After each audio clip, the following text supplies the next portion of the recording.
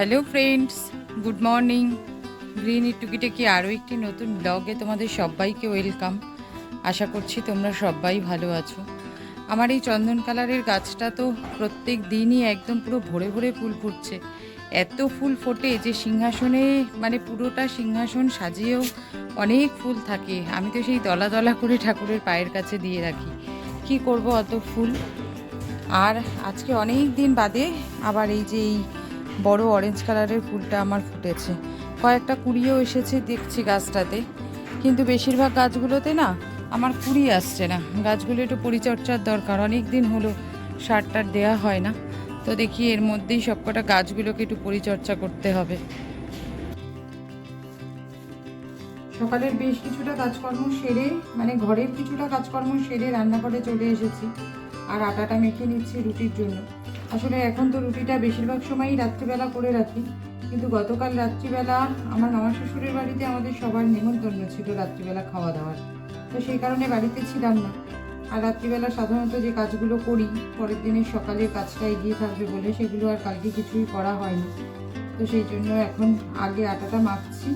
আটাটা মেখে 15-20 মিনিট রেখে দেবো, তার মধ্যে আরও কিছু কাজকর্ম সারবো, তারপরে রুটিটা করবো।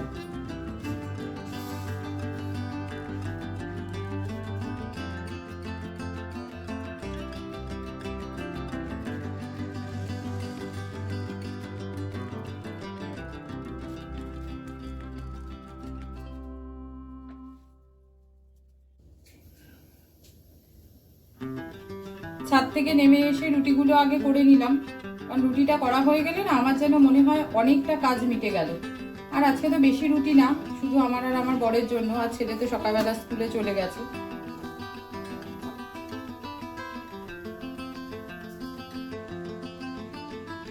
জলখাবারটা খেয়ে এসে আগে মাছটা ধুয়ে নিলাম। বাজারটা অনেকক্ষণ আগেই করে নিয়ে চলে এসেছিল, কিন্তু আমি রুটি করব বলে আর ওদিকে হাত দিইনি। তো আজকে নিয়ে এসেছে হচ্ছে ইলিশ মাছ। ইলিশ মাছটা রান্না করব। আর এতগুলো তো লাগবে না, আজকে যে কটা লাগবে সে কটা রেখে বাদ বাকিটা ফ্রিজে ঢুকিয়ে দেবো।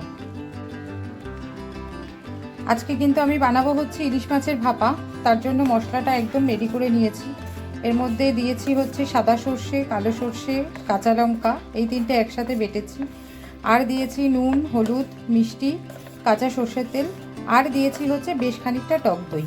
এই সব কিছুকে আমি এখন খুব ভালো করে একসাথে মিশিয়ে নেব। নিয়ে তারপরে ওর মধ্যে দিয়ে দেবো হচ্ছে মাছের পিসগুলো। ইলিশ মাছের মশলাটা রেডি করতে করতে দৌড়াতে দৌড়াতে ছাদে আসলাম। দেখলাম পুরো কালো মেঘ করে এসছে, বেশ অনেকক্ষণ ধরেই মেঘ করে আসছে, কিন্তু দেখলাম 2-4 ফোঁটা বৃষ্টি পড়া চালু হয়েছে। তো ভাবলাম যে না, আগে জামা কাপড়গুলো তুলে নিয়ে আসি, কারণ জামা কাপড়গুলো অর্ধেকের বেশি শুকিয়ে গেছে। এখন যদি আবার নতুন করে ভেজে তো খুব মুশকিল। দিয়ে দিচ্ছি এবারে মাছের পিসগুলো। ইলিশ মাছের ভাপাটা খেতে আমার বর ভীষণ ভালোবাসে। আমার আবার ইলিশ মাছের ভাপা অতটা ফেভারিট নয়। আমার আবার ওই সর্ষে বাটা দিয়ে কড়াইতে যেটা রান্না করা হয় সেটা খেতেই আমার বেশি ভালো লাগে। তো ওর কথা চিন্তা করেই আজকে ভাপাটা বানাচ্ছি। আর যেহেতু আজকে ভাপা বানাচ্ছি সেই জন্য সমস্ত মধ্যিখানের পিসগুলোই আজকে নিয়েছি। ওই ঘাড়ের গোড়ার পিস, লেজার আগের পিস, এগুলো কোনোটাই নিইনি, শুধু বেছে বেছে মধ্যিখানের পিসগুলো নিয়েছি ভাপার জন্য। আর ওইগুলো দিয়ে আর একদিন সে ঝোলই হোক বা সর্ষে বাটাই হোক, যাই হোক না কেন, করে ফেলবো। মাছগুলোকে মশলার সাথে খুব ভালোভাবে মাখিয়ে নিয়েছি। আর ওপর থেকে দিয়ে দিচ্ছি হচ্ছে একটু কাঁচা সর্ষের তেল আর 4-5টা চেরা কাঁচা লঙ্কা।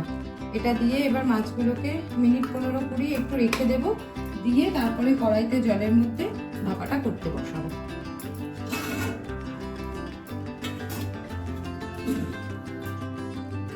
তো প্রায় 20 মিনিট মতো মাছটা টিফিন বক্সের মধ্যে ম্যারিনেট করে রেখে দিয়েছিলাম।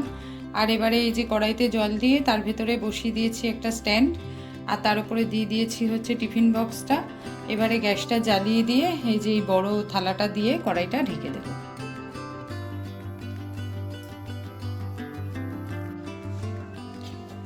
ইলিশ মাছটা কিন্তু হয়ে গেছে আমার বেশ খানিকক্ষণ আগেই, তবে টিফিন বক্সটা এতটাই গরম ছিল যে আমি খুলতে পারছিলাম না। আর ইলিশ মাছটা হতে হতে ওদিকটাতে ভাতটাও বসিয়ে দিয়েছিলাম, ভাতটাও হয়ে গেছে। করো আরে কুদাও কুদাও কুদাও।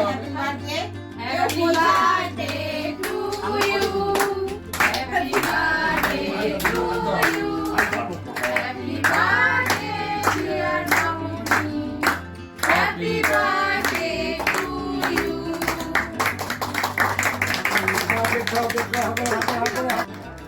এখন যে ভিডিওটা তোমরা দেখছো সেটা কিন্তু আগের দিন রাত্রিবেলার ভিডিও।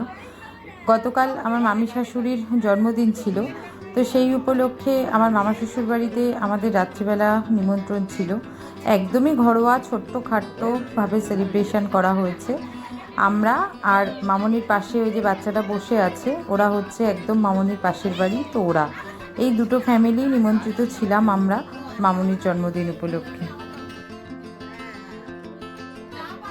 তো মামনি কেকটা কাটলো। আমরা কিন্তু মামবাড়িতে পৌঁছে গেছি বেশ খানিকক্ষণ আগেই। মামনি কেকটা এখন কাটলো। আসলে আমার ছেলের জন্য অপেক্ষা করছিল। আমার ছেলেকেও স্যার পড়াতে এসেছিল, তো আমার ছেলে বাড়িতেই ছিল। ওর পড়া শেষ হয়েছে, তারপরে ও গেছে, তারপরে মামনি কেকটা কেটেছে। আর তার মধ্যেখানে কিন্তু আমাদের এক রাউন্ড চা খাওয়া হয়ে গেছে, তার সাথে ভাজাভুজিও খাওয়া হয়ে গেছে, মানে সন্ধেবেলার খাবার আর কি, যেটা সেসব সমস্ত পর্ব আমাদের কিন্তু মিটে গেছে।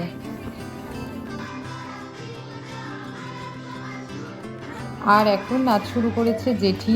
জেঠি কিন্তু ভীষণ মজার একজন মানুষ। জেঠি মোটামুটি যেখানে থাকে সেই জায়গাটা মাতিয়ে রাখে। জেঠি হচ্ছে মামনির একদম পাশের বাড়িতে, যে ওই বাচ্চাটাকে দেখলে তোমরা, ওর ঠাম্মি। তো জেঠি আমাদের সঙ্গে একদম পুরো বন্ধুর মতন মেশে। জেঠিদের আমাদের থেকে বয়সে অনেকটা বড়, আমাদের সিনিয়র, সেরকম বোঝাই যায় না, মনে হয় যেন জেঠি আমাদের বন্ধু। আর সবাইকে কিন্তু আমাদের ডাকাডাকি করেছে, আয় তোরা নাচবি, আয় তোরা নাচবি। তো আমরা কেউ নামছি না দেখে জেঠি নিজেই শুরু করে দিয়েছে, বলছে যাক গে তোরা না নাচিস না নাচিস, আমি তো বাবা একটু নাচছি। আমি বললাম হ্যাঁ জেঠি তুমি নাচো। আর জেঠির সাথে দেখো বসে বসে সঙ্গত করছে কিন্তু আমার মা, হাততালি দিয়ে দিয়ে। তবে আমার মাকেও জেঠি অনেক টানাটানি করেছে, তবে আমার মাকে জেঠি নাচাতে পারেনি। আর জেঠির নাচটা দেখে তোমরা নিশ্চয়ই বুঝতেই পারছো যে জেঠি কী গানে নাচ করছে। আর এক্ষুনি যার মাথায় বোতল ধরলো জেঠি, সেটা কিন্তু জেঠির বৌমা।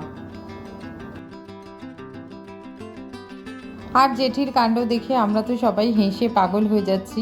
তাই দেখে আবার আমাদেরকে বলছে তোমরা শুধু ওই বসে বসে হাসোই, আমি একটা বয়স্ক মানুষ, আমি নাচ করছি আর তোমরা লজ্জায় পাচ্ছ না, তোমরা বসে বসে শুধু হেসেই যাচ্ছ। তো সত্যি কথাই, এইরকম একটা মানুষ থাকলে কিন্তু অনুষ্ঠান যেমনই হোক না কেন সেটা কিন্তু পুরো জমে ওঠে, অনুষ্ঠান জমজমাটি হয়ে যায়।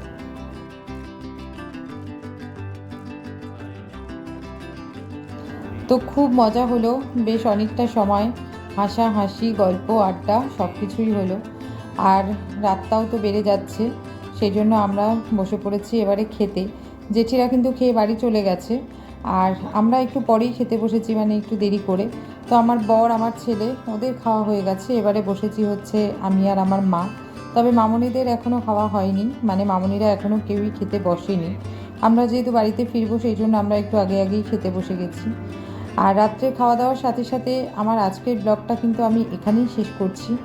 আমার ব্লগটা যদি তোমাদের ভালো লেগে থাকে তো একটা লাইক করে দিও, আর কমেন্ট করে অবশ্যই জানিও আমার ব্লগগুলো তোমাদের দেখতে কেমন লাগছে। যদি ভালো লেগে থাকে তো প্লিজ আমার চ্যানেলটা সাবস্ক্রাইব করে নিও। আজকের মতন টাটা, গুড নাইট। তোমাদের সাথে দেখা হবে আবার আর একটা কোনো নতুন ব্লগে।